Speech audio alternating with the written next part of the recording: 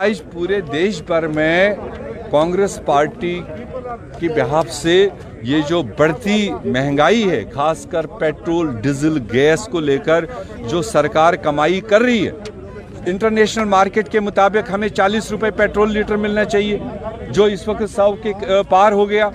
तो इसमें जो कमाई मोदी सरकार कर रहा है वो भाजपा के जेबों में जा रहा है। देश के गरीबों के हित के लिए अगर वो पैसा जमा होता तो शायद हम सड़क पर नहीं आते। देश के हित में होता अगर वक्त पर ऑक्सीजन वो मुहैया करा लेता, देश के हित में होता अगर वो हॉस्पिटल बेड तैयार करवा लेता, देश के हित में होता अगर वो वैक्सीनेशन टाइम पर करवा लेता। तो जब देश हित में कोई काम हो नहीं रहा है तो वो पैसा भाजपा के जेब में जा रहा है, जो देश से लौटा जा रहा है। और एवरेज फैमिली को कम से कम 5 से 10 हजार रुपए का बर्डन मोदी सरकार किचन पर मंथली डाल रहा है। उसके बदले में 25 रुपए का 25 किलो आटा वो अनाउंस कर रहा है। वो तो आजकल कोई खाता नहीं, और 25 रुपए देकर 10 हजार रुपए का लूट कर रहा है एवरेज फैमिली से।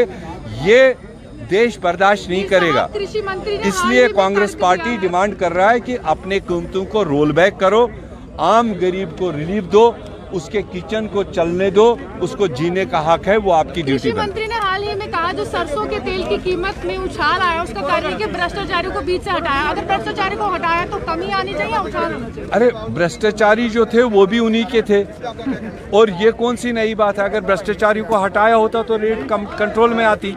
इसका मतलब भ्रष्टाचारियों को डाल दिया गया बीच में, तभी तो आम कम्यूटर को वो रेट हाई हो गई। आपके लिए कहा जाता आप सियासत करते हैं, और जब हम सवाल करते हैं सियासत तो हम करते ही हैं, लेकिन ये भाजपा किस तरह से? अरे हम तो सियासी वर्कर हैं, हम तो सियासत करेंगे ही। और सियासत का मतलब नहीं हम झूठ बोलेंगे उनकी तरह, जुमले नहीं बोलते हैं। सियासत का मतलब हम आम इंसान की जिसकी बोलती उन्होंने बंद कर रखी उसकी नुमाइंदगी कर रहे हैं।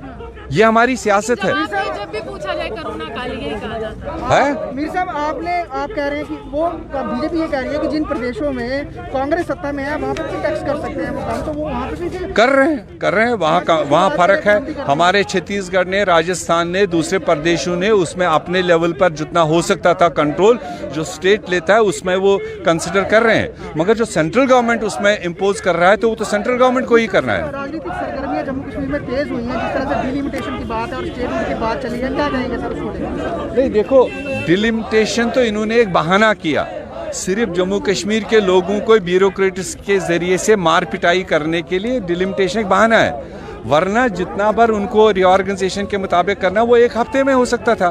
वो तो ऑलरेडी आरएसएस के हेडक्वार्टर पर बना हुआ है 1.5 साल पहले। जब रिऑर्गेनाइजेशन किया उससे पहले उसकी एक्सरसाइज थी। ये सिर्फ लोगों को तंग करने के लिए डिले टैक्टिक्स है।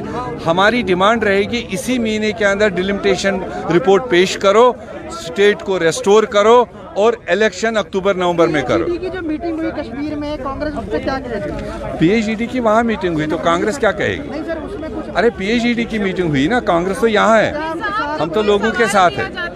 महंगाई बढ़ गई है, बेरोजगारी, जिस तरह से आपके अगर ट्वीट्स देखें तो कांग्रेस को लगातार हम फॉलो भी कर रहे हैं कि 11% अधिक बेरोजगारी हुई है और -7.3 जीडीपी है। तो वो ये कहते हैं कि लगातार जो है कोरोना काल है, इसको संभलने दीजिए, हटने दीजिए, अच्छे दिन आएंगे। अरे यही काल आते जाएंगे और यही काल में देश पीछे जाता जाएगा।